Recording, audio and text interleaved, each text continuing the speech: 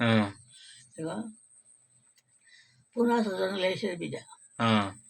వేసి కోసి ఆ దూడాలు వేసేది సొప్ప వేసేదా?